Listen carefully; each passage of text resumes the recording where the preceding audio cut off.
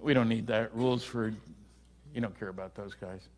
Oh, I'll run through some pictures very quickly. Hawaii, the UFO is up here. Next slide.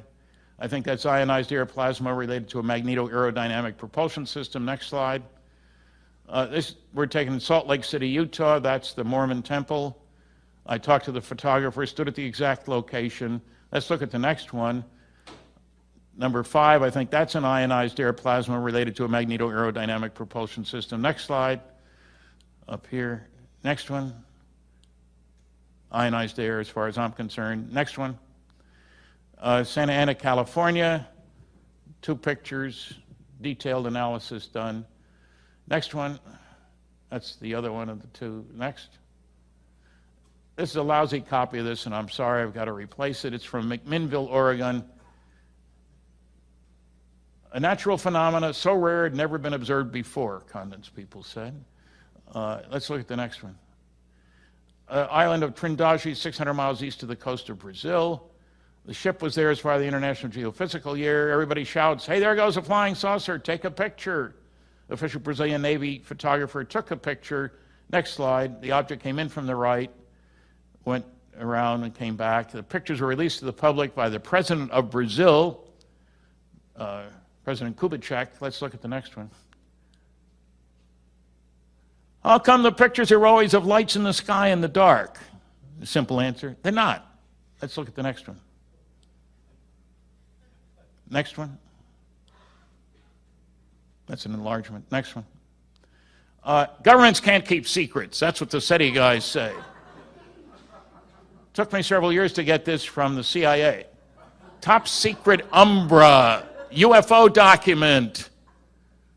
You can read 6 words here. Maybe it's 7. I don't know. 6? Anyway. And why don't you scrape the black off, Stan? Because there's nothing underneath. They Xeroxed it first. They're not stupid. They may be nasty, but they're not stupid. CIA document. Next one. Another one just to show you that they're not all the same. Next one. This is my favorite. It says deny in toto. They couldn't even find 6 words to declassify. Next one. Oh, I thought I had an NSA document. They used whiteout instead of blackout. I got 156 pages of NSA UFO materials. You can read 1 sentence per page. Everything else is whited out. They thought it wouldn't bother people so much on television. This is about the Flatwoods case in West Virginia. It's a long story. I've got a book about it out there. Next one. There's a DVD, which I don't have here. You can order by mail or PayPal. Next one. Seth Shostak and he says, governments can't keep secrets. That's proved by the way FEMA handled Katrina. What in the hell's that got to do with anything? Also, second proof is how badly the post offices operated. I don't hear anything about CIA, DIA, NRO, NSA. It doesn't make any sense. We debated on coast-to-coast radio. I won 57-33-10. Next.